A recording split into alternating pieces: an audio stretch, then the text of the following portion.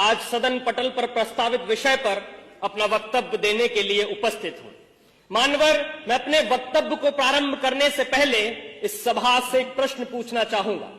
वह कौन सी चीज है जिसे हम देख तो सकते हैं परंतु छू नहीं सकते? महोदय, यही प्रश्न सन 1947 से पहले कक्षा में किया गया था। उस समय विद्यार्थियों ने इसके अनेक उत्तर दिए।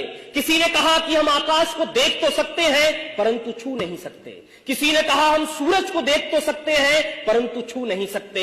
लेकिन उसी कक्षा के बाहर खड़े होकर पढ़ने वाला एक छात्र डबडबाई आंखों को लेकर खड़ा हुआ और पानी के भरे हुए घड़े की तरफ देखकर बोला, मैं प्यास से तड़प के मर भी रहा हूं, फिर भी मैं इस पानी के घड़े को देख सकता हूं, छू नहीं सकता, क्योंकि मैं एक अछूत जाति का हूं। और वो अछूत जाति का विद्यार्थी कोई और नहीं बल्कि हमारे भारत के संविधान के निर्माता डॉक्टर बाबा साहेब भीमराव अंबेडकर जी थे। आज 75 वर्षों के बाद कक्षा भी वही है, सवाल भी वही है, पानी का घड़ा भी वही है, परंतु अगर कुछ बदला है तो वो ये कि किसी भी जाति का छात्र हो वो सबके साथ में बैठकर पढ़ भी सकता है, खेल भी सकता है, पानी भी पी सकता है। और इतना ही नहीं, इस देश के सर्वोच्च पद पर बैठकर एक आदिवासी महिला राष्ट्रपति के रूप में प्रगति का मार्ग प्रशस्त कर सकता है। ये ताकत दी है हमको हमारे संविधान ने। जब जब बात हमारे अधिकारों की आई है तब तब संविधान ने हमारी रक्षा करी है।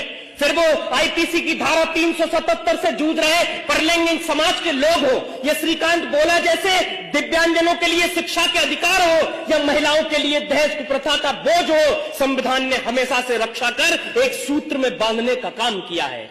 मान्यवर, भारत के संविधान की लोकतांत्रिक यात्रा बहुत लंबी रही है। जब भारत आजाद हुआ तो उसके साथ कई और सहोदर राष्ट्र आजाद हुए, परंतु आज हम वहां देखेंगे तो पता चलेगा कि वहां पर कहीं अराजकता है, कट्टरता है, सांप्रदायिकता है, भुखमरी है, गरीबी है, परंतु भारत एकमात्र ऐसा देश है जो आज उन्नति के शिखर पर बैठा है, क्योंकि उन्होंने धर्म को संविधान माना, हमने संविधान को ही पहला धर्म माना। लंदन में मुस्कुराते हुए कवि चर्चिल ने कहा था कि ये देश आजाद हो भी जाए तो बहुत दिन तक टिकेगा नहीं, ये टूट कर बिखर जाएगा। अब मुझे लगता है नर्क में चर्चिल की आत्मा देख रही होगी तो सोच रही होगी क्या से क्या हो गए देखते देखते, क्योंकि आज का ये वही भारत है जो पूरी दुनिया में स्टार्टअप के क्षेत्र में तीसरे स्थान पर है।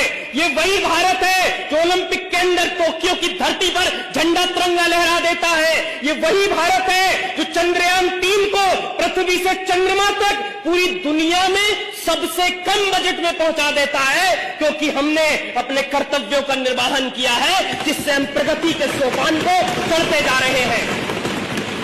और अगर इसी तरह से इस देश का प्रत्येक नागरिक अपने कर्तव्यों का निर्वहन करता रहा तो यकीन मानिए 2047 तक विकसित भारत का लक्ष्य एक सूक्ष्म मात्र होगा। इसीलिए अंत में मैं जाते जाते कहूंगा कि वर्तमान का गूगल हो, माइक्रोसॉफ्ट या पेप्सी को, इन सबको भी हमने दिए हैं अपने भारत के सीईओ। अब भी पूरी दुनिया में सबसे ज्यादा डॉक्टर्स हमारे हैं। खेल जगत में चमकने वाले भी भारत के सितारे हैं। अपने पौरुष के बल पर दुनिया को सदा बतलाएंगे विश्व गुरु हम कल भी थे, आज भी हैं और सदा कहलाएंगे।